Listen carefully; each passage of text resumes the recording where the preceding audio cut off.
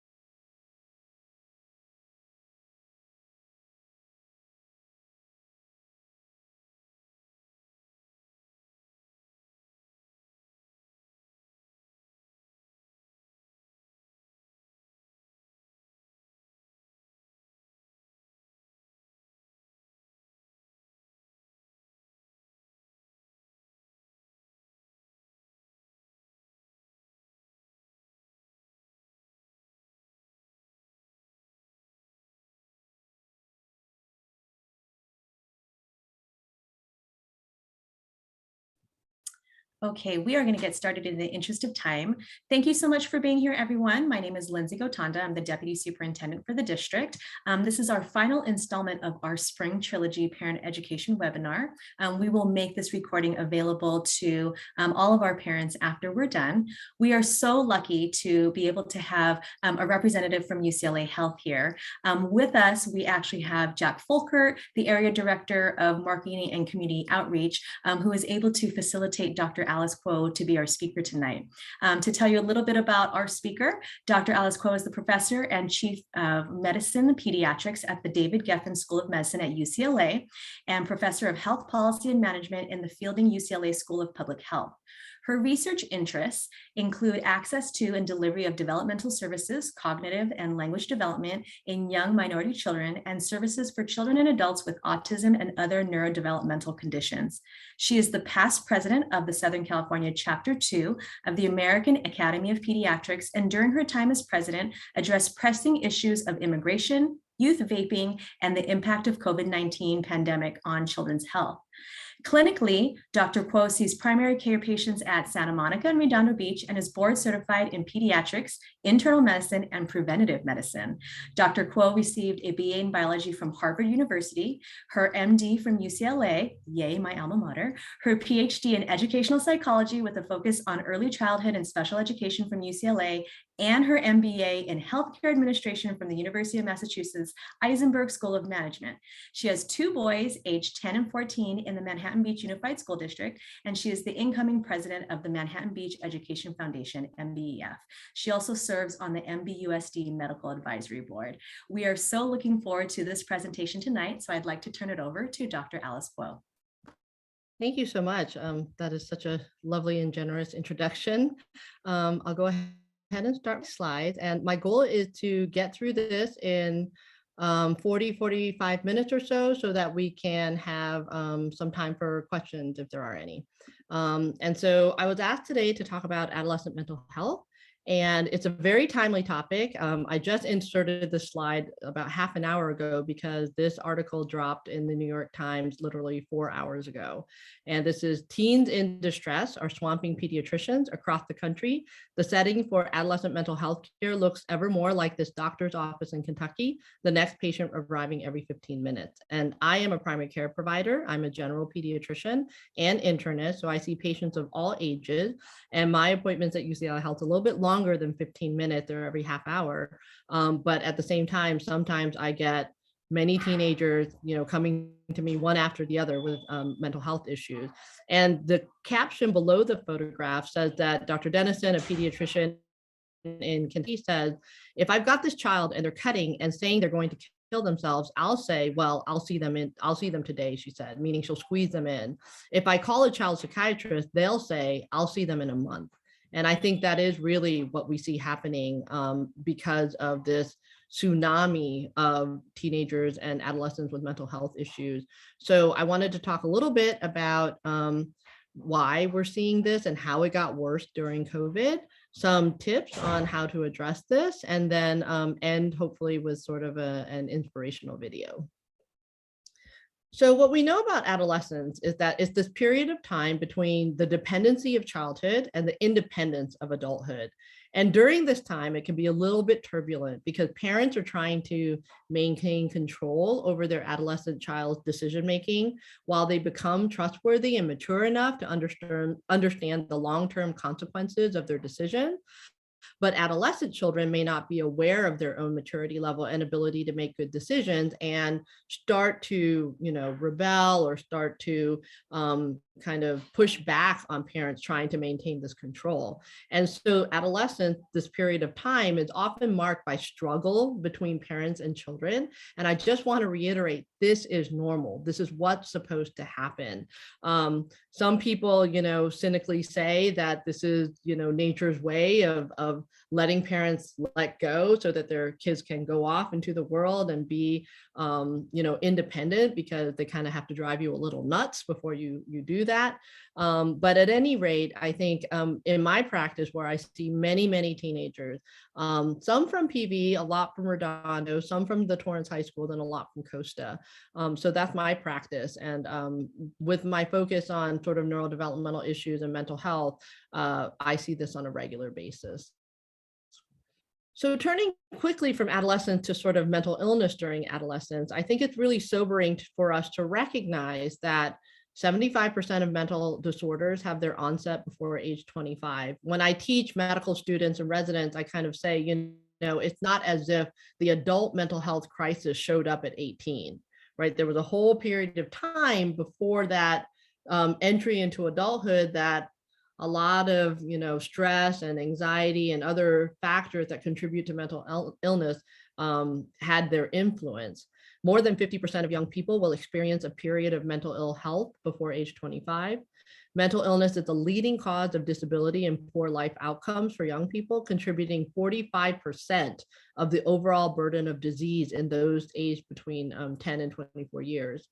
And the onset of mental illness peaks in adolescence and early adulthood, with 50% of all mental disorders developing before age 15 and 75% by the age of 25.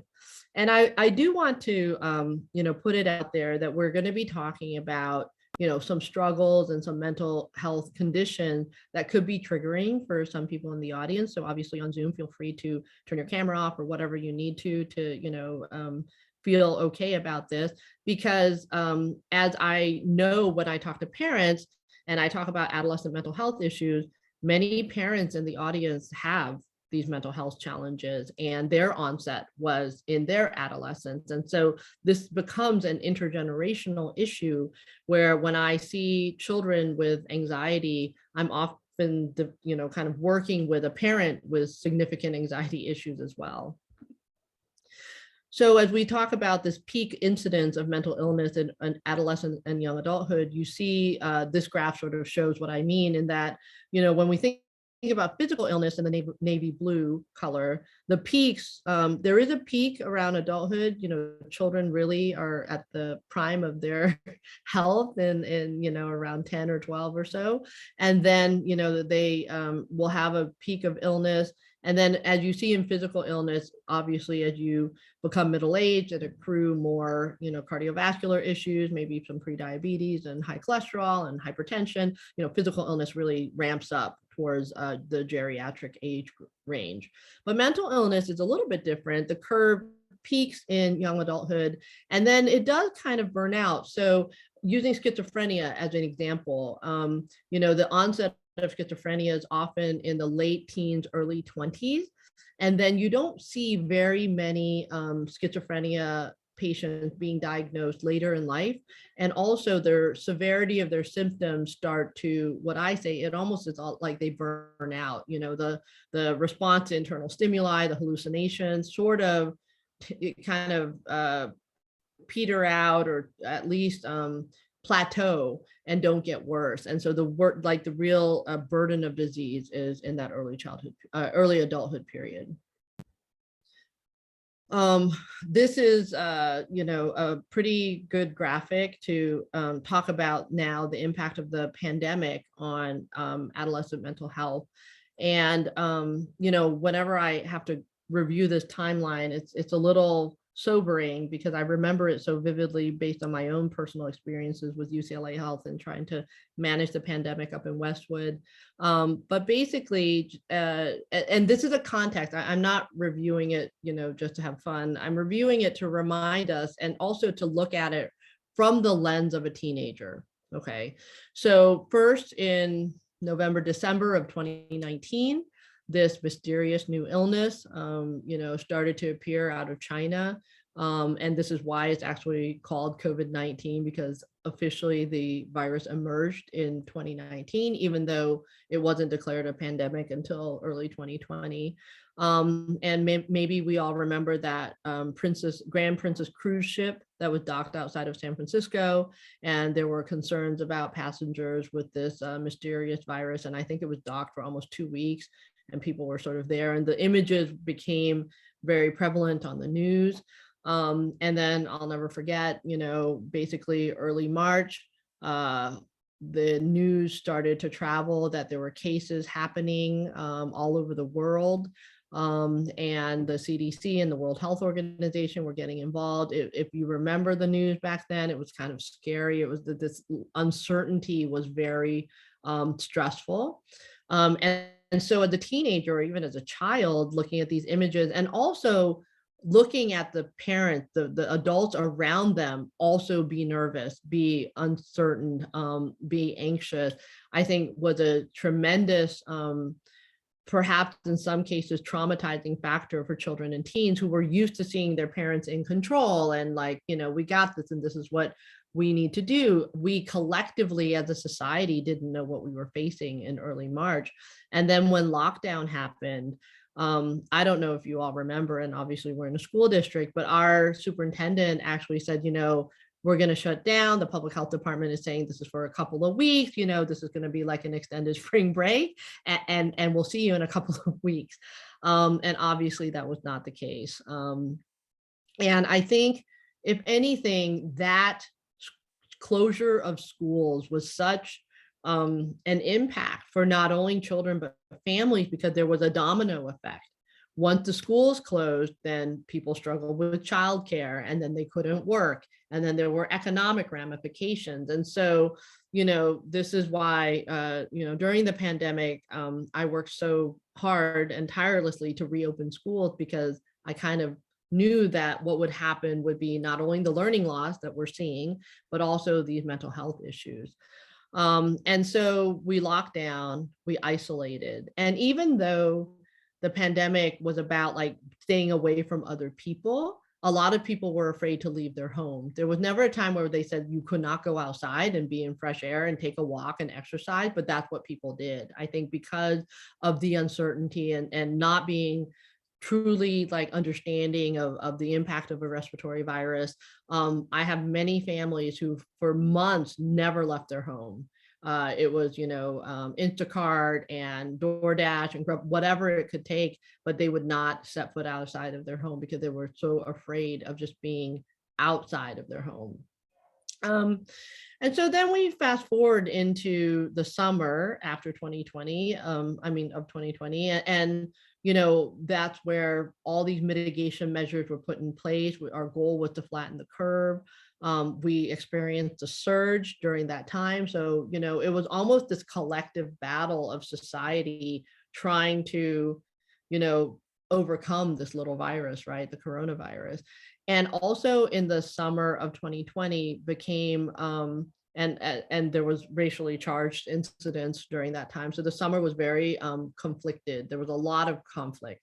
There were, racial related situations and conflict, lots of images on the news that teens were exposed to, that everybody was exposed to. And then this growing kind of political divide about how to manage the pandemic, with the administration, the federal administration at that time, trying to claim that it wasn't that big of a deal and that we shouldn't be listening to our scientists, and then science and the other side trying to say, no, we really need to do this because we're trying to prevent people from dying. So if you can remember 2 years ago, there was just, it was very palpable, the tension, the stress, and this is what our teens were exposed to. And so by July, even at UCLA Health, we were seeing an uptick in hospitalizations for adolescent mental health issues, in eating disorders, in visits to the emergency department. It was pretty unbelievable what we were seeing. And that was in the context of people still being hospitalized for COVID, right? So the COVID hospitalizations were taking the news, and rightfully so. And we were struggling with our ICU, and inpatient services, and making sure we had enough doctors and nurses to take care of the patient. But those of us on the outpatient side and those of us working with these specialized populations were noting very, very carefully that there was this uptick in mental health issues. So, fast forward to the end of 2020 and the beginning of 2021, there was like this hope, the vaccines, right? So the first Pfizer vaccine was administered in a person at the end of December, and the healthcare workers were vaccinated December, January, and then there were priority groups, including teachers, and then the general population in April of 2021 were starting to be vaccinated. So just about a year ago. Soon after that, it was the 12 to 17-year-olds. And then in the last fall of 21, we saw the 5 to 11-year-olds. And now next month, we're predicting that we'll be starting to put shots in arms of 0 to 5. And so, light at the end of the tunnel. So, this was a now 2-year journey that we've all been through. There are, fifth graders that never took standardized testing until this past month. There are 8th graders that had not experienced most of middle school because of the pandemic. So there's a lot of things that were lost. And I think, again, we as adults were dealing with our own issues and things related to work and economic issues, keeping the family going, making sure the household was stable. And I think many parents struggled with how to address their children's mental health in the light of all of this, because you couldn't go out, they couldn't exercise, they couldn't socialize, right? And about that and the impact that had on what teenagers were seeing every day. So during that lockdown period, the daily routines were completely changed overnight. Socialization was cut off abruptly. So kids that were used to seeing their friends every day at school and doing all their extracurriculars after school and all those groups, that just all came to a halt. There were family losses. There were definitely, 600,000 children in this country have lost a parent, at least one parent, to COVID. So, and grandparents, extended relatives, close relatives, friends, neighbors. So as people started succumbing to COVID, I think that had, kind of ripple effects on children seeing these losses.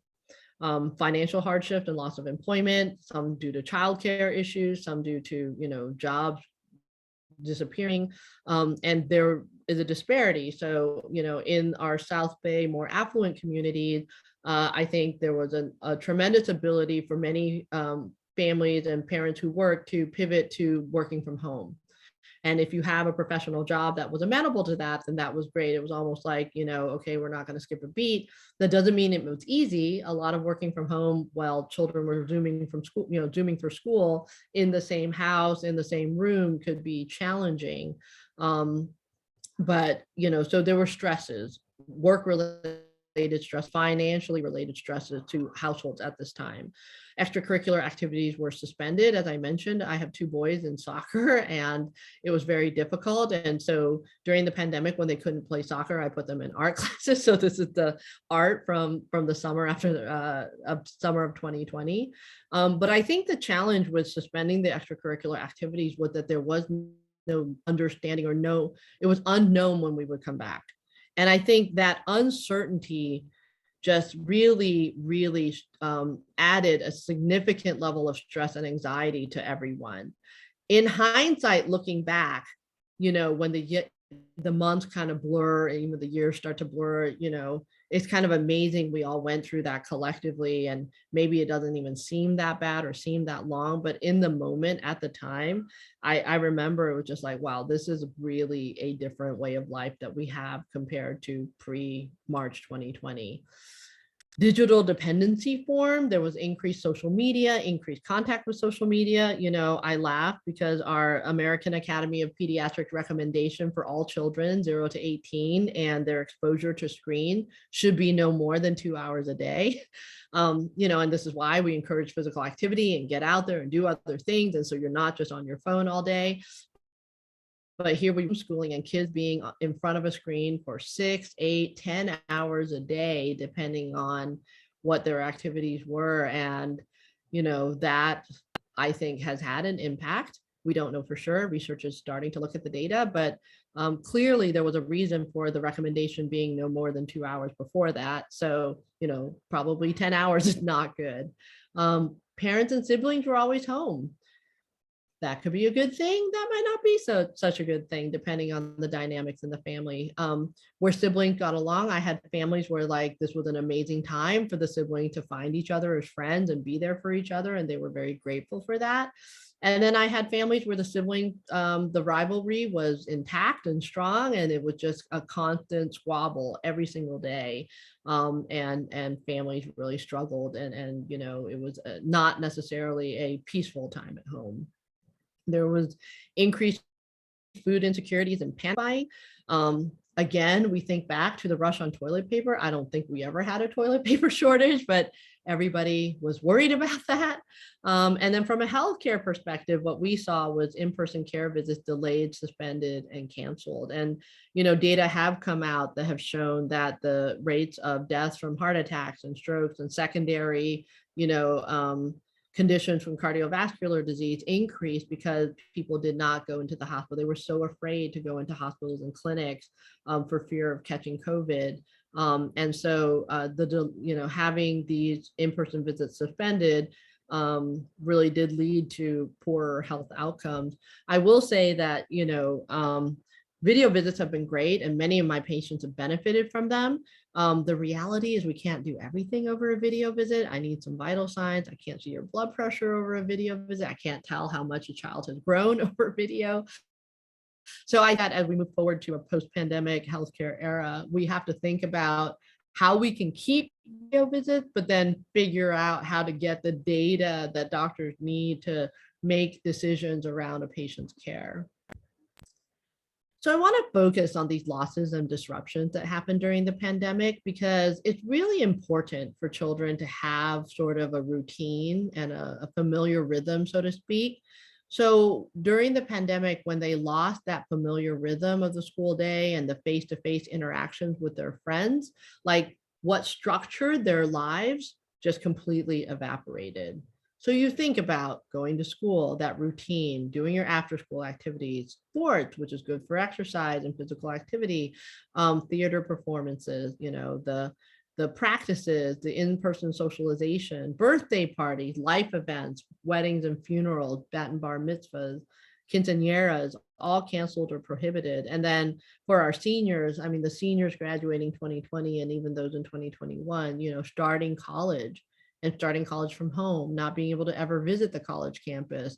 I think that this was a very unusual situation for so many of our teenagers. And, I think we all hope and want for our teenagers to be resilient, but this was a lot. And not to minimize these losses and disruptions that these adolescents felt and were faced with. And for parents who lived through this, I think you can attest that these were big deals. I appreciate the high schools that fought so hard to have an in-person graduation, to figure out how to do it with 6 feet of distancing outside and so on and so forth, because these events are meaningful in a child's life. And I think the loss of them, again, contribute to the challenge that we have with mental health.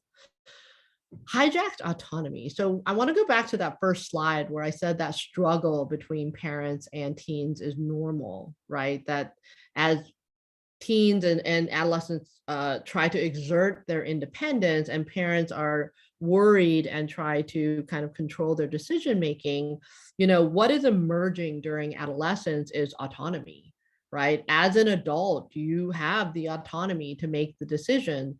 And I often have to say, adults have the right to make bad decisions. Like, this is, you hope that everyone's going to make a great decision, but this is what it means to live. This is what it means to go through life.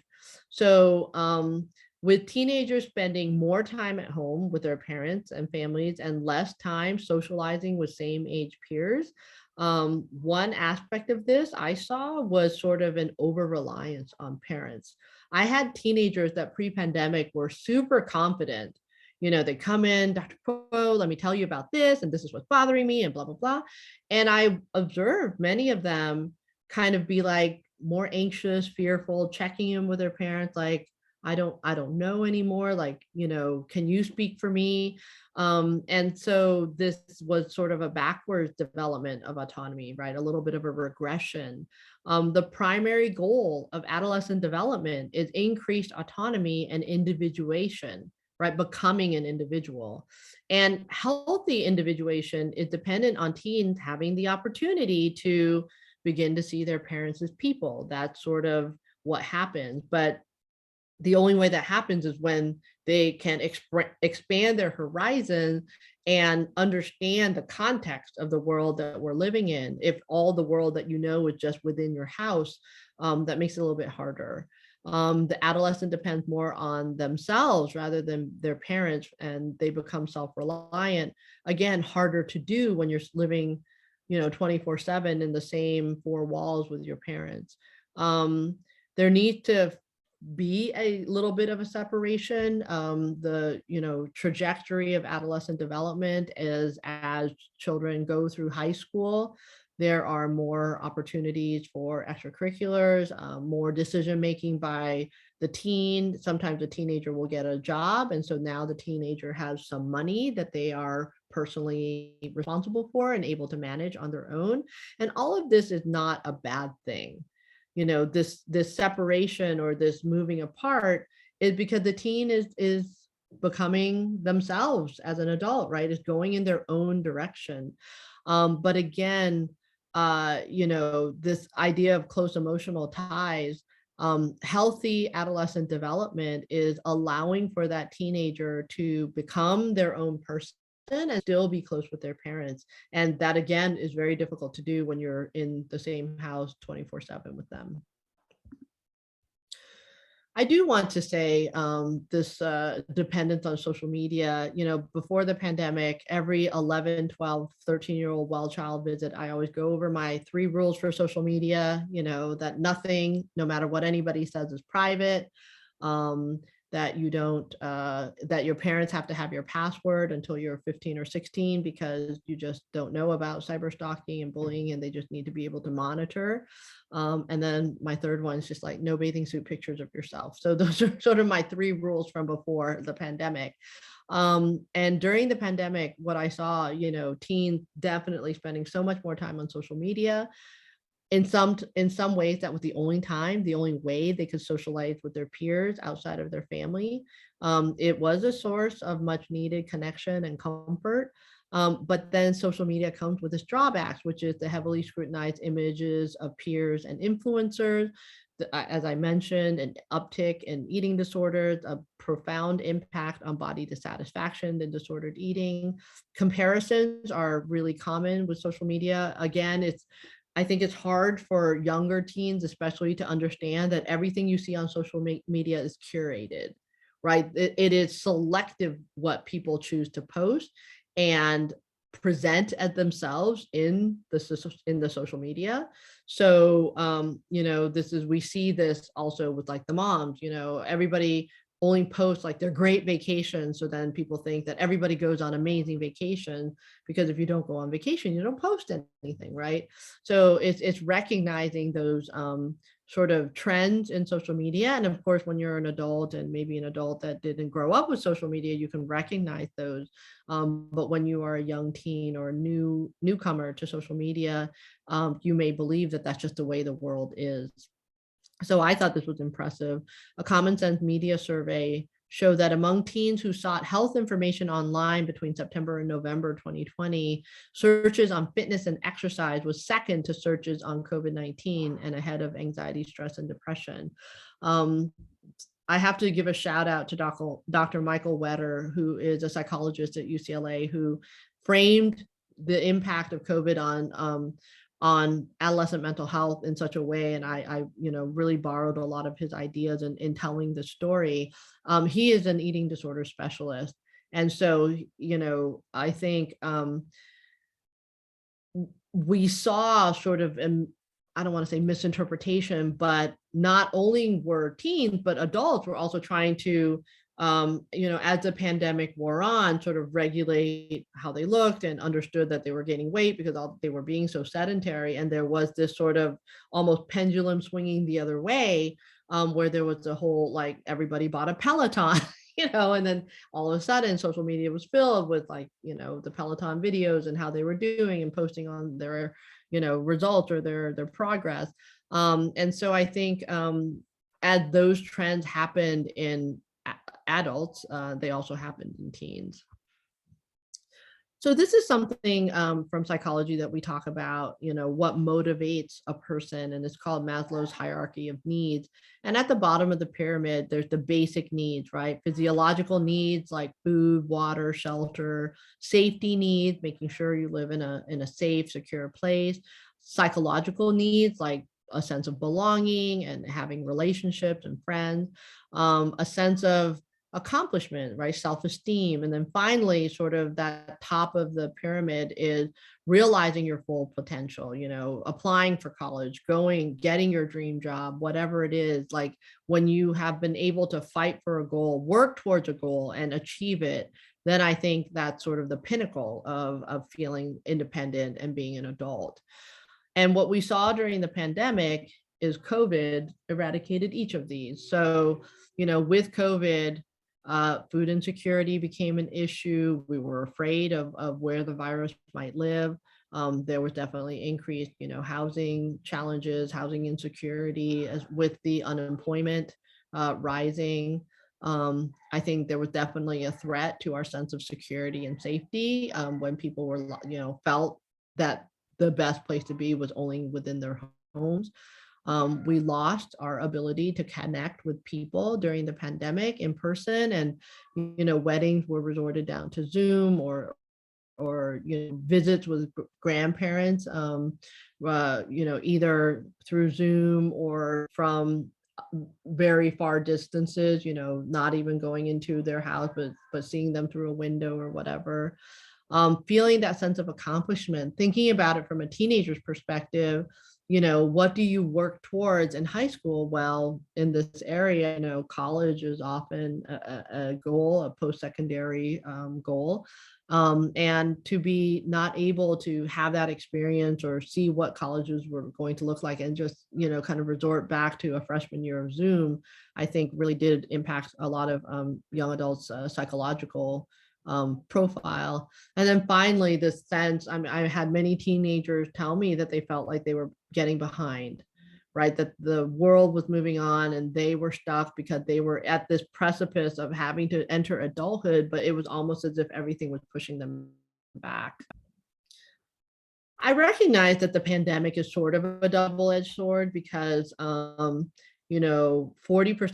and this is an interesting study, 40% of people identified that it led to positive changes in their lives. Many people reported a greater connection to their family, their ability to focus on sort of recovery-oriented goals like physical fitness or, nutrition, engagement and adaptive coping skills. I learned to crochet during the pandemic, and there were plenty of Facebook places that I could go to get kind of cool patterns or whatever. And so I think we all picked up pandemic hobbies. Many people adopted pandemic pets, to many potential positive changes.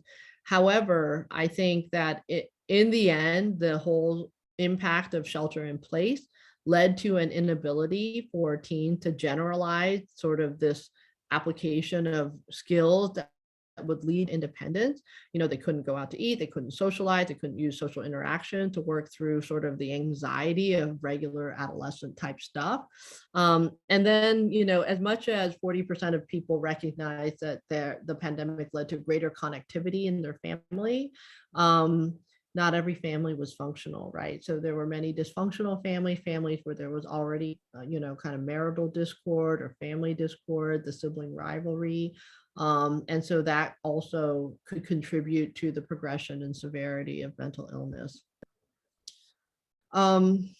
So I just want to take a pause and sort of acknowledge that anytime I talk about mental health is kind of a downer topic because it's real and it's stressful. And there are so many, this is a whole semester long course or a quarter long course. And, there's exacerbating factors of, trauma and other things as well. So I just wanted to let us take a breath before we move on to sort of thinking about the most common mental health issues. And these have been the top mental health issues since before the pandemic. So what we just covered for the last 20 minutes or so was that impact of the pandemic on an already sort of turbulent time of development. But right now, the most common adolescent mental health diagnoses are anxiety in about a third of adolescents, depression in about 13%, substance use, with alcohol being by far the most common substance used. And I can't ignore a huge public health issue that we have, which is the number of deaths by overdose, usually an opiate overdose, maybe heroin. And that 11% of all overdose deaths are in teenagers. And that's a huge percentage. And, kind of sad are potentially preventable. But substance use is a very, very complicated topic. And we're going to touch on it just a smidgen, but that's a topic for a whole nother talk. As I mentioned, eating disorders. We observed in our own UCLA Health Eating Disorders Clinic that our number of patients went up almost 200-300%. We suspect this went up everywhere during the pandemic, but the data are still coming in because it's only in the last couple of months that public health departments have stopped their COVID response and are starting to go back to their regular jobs, so we can start analyzing some of this data. I just wanted to put a shout out to alcohol use. It's a pervasive problem among youth in the South Bay, and I think it's a big challenge. I am on a couple of committees with Beach Cities Health District looking at this issue, so I'm familiar with some of the issues and some of the attitudes of parents. I think what's interesting to me whenever I bring this up in my clinic, if I hear that a teen is using alcohol kind of with their parents' permission, is what comes back to me, the parents are like, but Dr. Kuo, like in Europe, they start drinking wine at like age 10. So, the fact that she's 14 and drinking alcohol, I don't have a problem with it. And, my response to that is the culture in Europe is completely different. And the way that alcohol is being consumed is completely different. So there it is a beverage. Like it is a beverage. People don't drink to get high when they're having wine with dinner, and it's all in moderation. And so the kids learn, but the parents that are modeling or the adults are modeling it, and it's not, keg parties and that kind of stuff. And so it's a different environment. So just saying that, well, in other parts of the country, kids are exposed to alcohol sooner, I think you have to look at the context. And unfortunately, the context in America with teenagers is red Solo cups.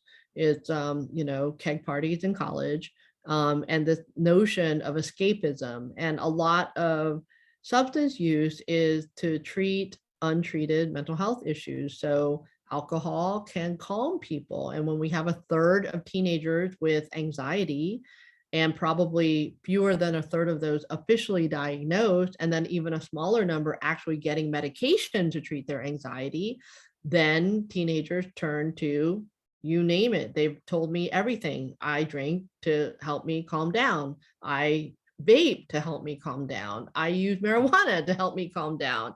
And so, we trade one mental health issue for another. And here I think it's pretty glaring that we have in the blue 8th graders and in the gray 12th graders And ever used alcohol. Okay, so 25% of eighth graders have said that they have at least had one drink, compared to 65% or 62% of 12th graders. But I think what's more glaring is over this on the right, the 5 drinks in a row, that when you drink more than 5 drinks. And almost 5% of eighth graders say that, and 17% of 12th graders. And that is not wine with dinner. That is, a problem. I also wanted to give a word on neurodivergence. I am an autism researcher. My clinic in Redondo Beach for UCLA Health is primarily patients with neurodevelopmental conditions. So I see a lot of autism, intellectual disability, ADHD, learning disability, and general mental health issues. I subscribe to a perspective of neurodiversity. All brains are wired differently. But statistically, we know that 10% of people have ADHD, 8% have learning disabilities, and the CDC this year reported that 2% of all people are autistic. And for people who identify as neurodivergent, so neurodivergent is the term for not having a typical, and I put typical in quotations because I don't want to pathologize someone who has a different brain, but I had a very eloquent 13-year-old boy tell me that being autistic felt like being an Android phone in an iPhone world. And when I give that example to other kids who are feeling like they don't fit in, this analogy, for whatever reason, makes a lot of sense to them. I guess it's sort of like the PC Mac kind of incompatibility. Like most of the time they're compatible, but a lot of times they're not. And so if you have a child who is neurodivergent, has a different kind of brain, just is wired a little differently, then I think it's very acceptable and understandable that by adulthood, over 80% will have clinical anxiety. I can only imagine that if I lived in a world where what was expected of me was not what came innately easy to me, I would also be living on edge, like, am I reading that facial expression right? Did I understand that joke right? If you're constantly having to adapt to the neurotypical world, so to speak, then I think it's legitimate to have anxiety.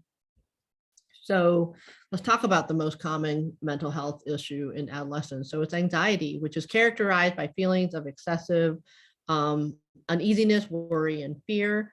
Examples include generalized anxiety disorder, post-traumatic stress disorder, social anxiety, obsessive compulsive, or phobias. Again, only 11% of adolescents have a current anxiety disorder diagnosis, but if it's in a third, then you see that only about a third are formally diagnosed. And during the pandemic, globally, the prevalence of anxiety amongst adolescents nearly doubled, in underscoring the importance of mental health and supports and services for teens. Depression, I always say that, okay, so anxiety and depression are both mood disorders. And I say that there's sometimes like two faces of the same coin, right? So some people manifest their mood challenges with anxiety, which is more sort of like, worrying and more activating. Some people sort of shut down. So I think teens tend to be more activating. They're probably, more active in general. But some teens, 13%, will manifest a mood disorder through depression. And this is a depressed mood. They call it dysthymia in medical language, but basically it's just sort of a downgrading of energy and a thought approach that sort of puts a dark lens or dark color on everything. And it does affect physiological issues. So eating, sleeping, and working. We see depressed kids lose their appetite. We also see kids with increased appetite. We see kids who can't sleep. We see kids who sleep too much.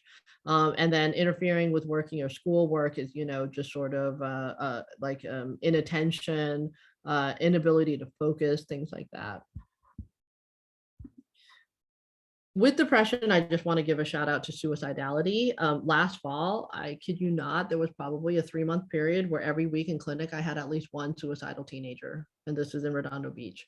And adolescents and young adults are prone to mood lability. Lability means fluctuations because their emotional centers, which is their limbic system in their brain, and their impulse control centers are still developing.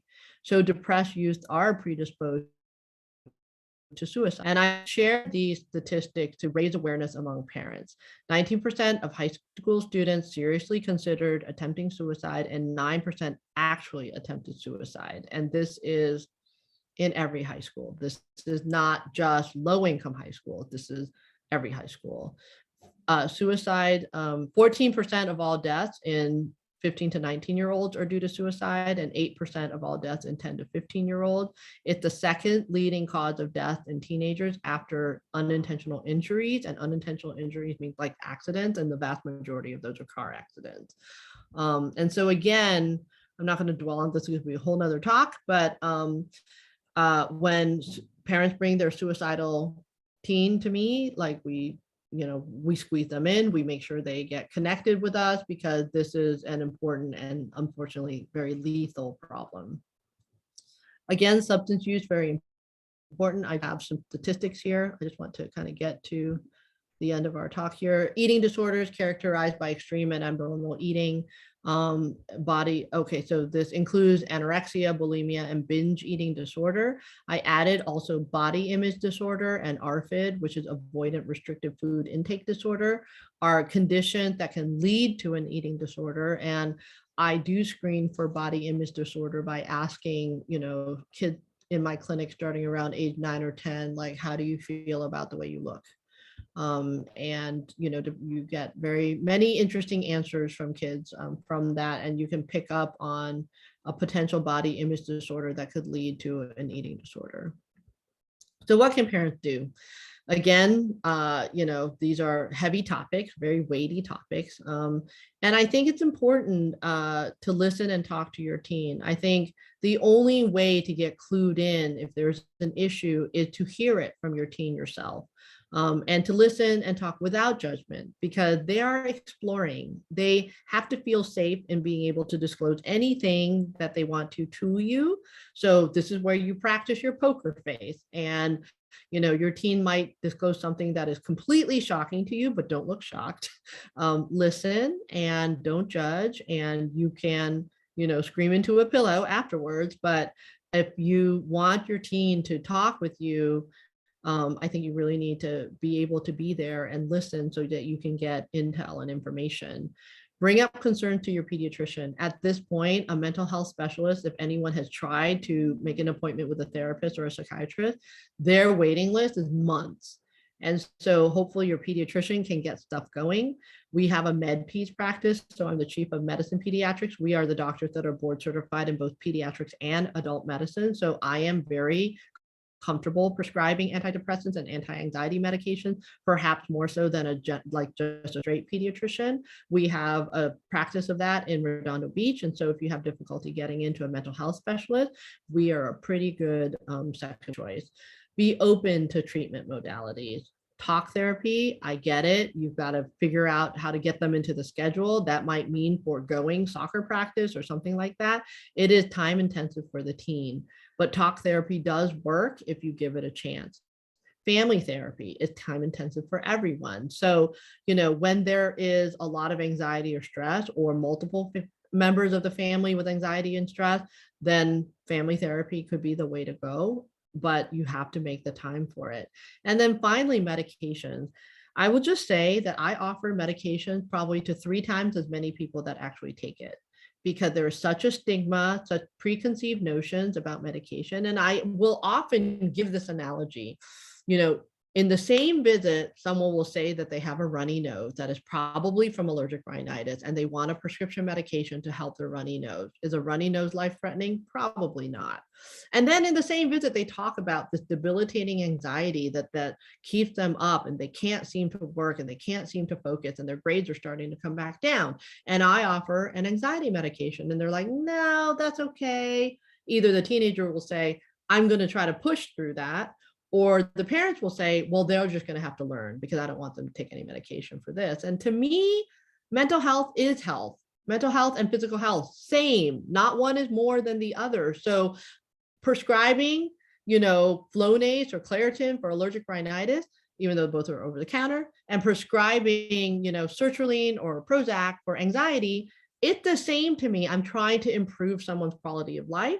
I'm trying to help them be successful as adults. The goal for me, and hopefully for the parents as well, is to help the teen become a successful, thriving adult. I know that that's the goal for everyone, but I think that when it comes to mental health issues, sometimes when I offer these therapies or these treatment modalities that will work, it is difficult to get the teenager to be able to have access to these treatment modalities. I just wanted to give a shout out to the Alcove project at Beach Cities Health District. This is a model from Stanford that is a one-stop shop, and Beach Cities has received over $3 million and counting for building this space for youth. It will serve all of Service Planning Area 8, which is SPA 8. And if you look on the LA County Public Health website, you'll see that it's sort of all the way down to San Pedro, including all the beach cities and the South Bay, and sort of inland into Carson, Hawthorne, Lawndale, so a little bit east. This whole area will be able to access this space regardless of insurance. It's going to have a physical location in our same building where UCLA Health has our Redondo Beach practice, but it will have virtual options as well. So your team doesn't actually have to come in. They can access it through, online or app, but it's a one-stop shop for mental health services or a support group or just to connect or have somebody to talk to. And finally, I just wanted to end with this video. This is a training video that we developed for our medical students at UCLA, but I think it's a nice way to end this talk. So let's just have a look.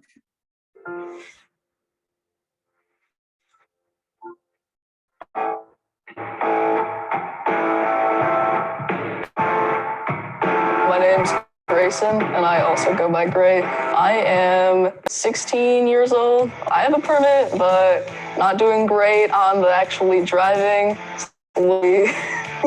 I go to Orange County School of the Arts, and I am in the Popular Music Conservatory where I play electric bass, and I love music. I play a lot of music and listen to a lot of music in my free time, like Nirvana, Green Day, Fall Out Boy, My Chemical Romance.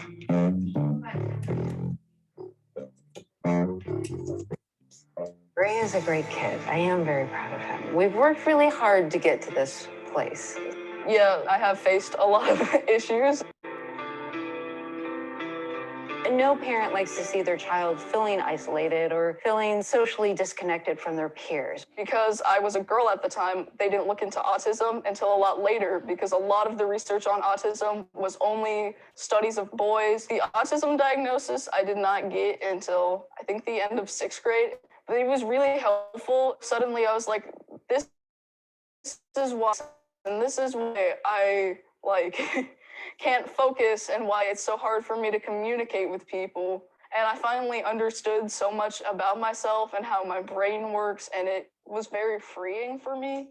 Getting the help that we needed for Gray was critical because I was beginning to myself feel overwhelmed. Dr. Kuo and at UCLA, getting us on the right path made all of the difference. And that has been true in every step of our healthcare struggles. When we went to Dr. Kuo, it really was because of the neurological issues, the migraines, but we knew, and I said at the time, there are these additional issues that I will want to come back and address with you because we think that Gray, needs some more support and isn't getting all the support that he needs.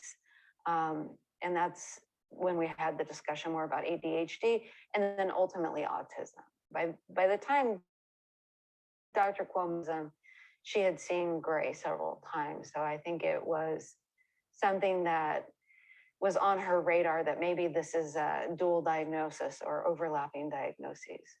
We're parents and maybe kids who have just received this diagnosis. First of all, there's ABA therapy and things where you're trying to train your child not to be autistic. Don't do that to your kid. They're still going to be autistic. They're just going to suffer a lot, and it's just going to set them back a lot. You shouldn't punish them for being different than society. You should teach them how to be a good friend and how to deal with this diagnosis. And just like, parents, educate yourself and try to educate your kids, especially if they're young or they're not sure what's going on, and just be there for them and be supportive, because it kind of is like a lot to be thrown on you at once, but it will help your kid in the long run. And don't hide it for them. I think there's still a lot of stigma about autism. You know, this is not something I know a lot about, so this is something I've had to educate myself about as well. I think there's a natural tendency in humanity to be leery of differences and have a hard time overcoming differences or really seeing the things that we all have in common. You know, so autistic kids can feel isolated. There are definitely times I feel different than my peers. And also, like, at school, I know that I learn different. And sometimes, like, when I take tests, I have extended times. And, like, for example, in my math class, we all put our, like, homework into a folder at our table. And since I have extended time, sometimes I do it, like, a day late. And I feel weird, like, my peers are collecting homework and I'm like, oh, I haven't done it yet. And they might think that I'm not smart or I'm not participating, but really it's just because I'm different and I have different expectations in that class. So it can kind of make me feel out of place or like I'm doing something wrong, but I have to, like, remind myself that it's okay and that's who I am and that I need that time to do my best on my work and stuff. Autism is a large spectrum and every person is different. And there are people who can communicate great, but maybe they, like, really can't handle, like, sensory issues or textures, or they don't understand sarcasm. There's just so many different parts of the spectrum and every person on the spectrum is different. I already knew that I was, like, queer, I was bisexual, I liked men and women. Over COVID, you know, you have a lot of free time, a lot of, like, time to yourself to think and to ponder. And I was like, well, do I like this guy or do I want to be him? And that's when I sort of started questioning gender identity. Getting, like, healthcare, especially trans healthcare, wasn't really a problem with me. Like, my doctor, my primary physician, was super supportive. When I told her, she was like, okay, what pronouns do you go by and what's your name? And she put it into my chart. So now when I get, like, notifications about appointments and stuff, it says Grayson and not my old name. She immediately, like, during that appointment, recommended us to, like, their gender health clinic and gave us, like, resources, and my mom some resources since it was pretty new, and just gave us information to where can we start and, like, what does this mean for you? And I think that helped my mom a lot because I feel like she was pretty lost. You know, to find the people who embrace his uniqueness, his difference, to succeed in school and to be independent. I mean, I think as parents, you worry when your children are neurodiverse. Is this a kid that's going to be able to succeed out in the real world? And I think a lot of neurodiverse kids do succeed, but it really does take a village. I'm, like, so much better in social situations, and I know how to make friends and be nice to people and how to be nice to myself. And, like, when I perform on stage now and see, like, new pictures of myself, I'm this completely different person than I was a long time ago. I, like, carry my shoulders higher when I go places, and I'm, like, excited to introduce myself to people, and it just, everything about, like, myself, I'm so much happier with than I was, like, in middle school and elementary school. I attribute that to, like, understanding that I was trans and having, like, my ADHD and autism diagnosis, and to have time to practice functioning correctly while still, like, being who I am and, like, cutting out that part of myself. We all want the best for our children, and it is their path. It's not our path. So, you know, our job as parents and caregivers and medical professionals is to help them all find their best path. It is important to have support along the way because parents can't do it all.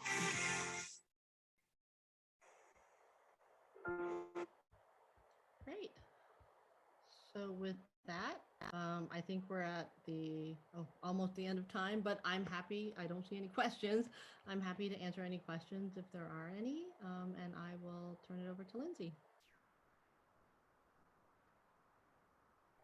Thank you so much for the awesome presentation. So we have a few attendees that are still left with us. If there are any questions, you are welcome to either pop those in the chat or you can put them in the Q&A. So we'll give it a few seconds so that people have an opportunity to ask any questions. Thank you, Dr. Kroll. That was very informative, very, very helpful. I'm glad. And I thought it was a nice way to end. Just an interesting story. So Grayson's one of my patients and had been my patient for a good 8 or so years. And we did, middle school was very dark for him as he was exploring all of this. And he did have, some mental health issues. We did have a brush with suicidality. And so, to see him come out the other end of it and look so well adjusted and so happy, I think was a really uplifting story. And, kind of a testament to where primary care and parents can partner together to, help our teenagers have the best outcomes possible. All right, so I don't see any questions in the chat. Oh, wait, we have one. It said, thank you very much for the great presentation. A lot of information, great video. Dr. Gotanda, thank you also for these great series. So just a compliment. So we love that. You're so welcome. We are happy to, offer these to our families. I think they've been really, really helpful.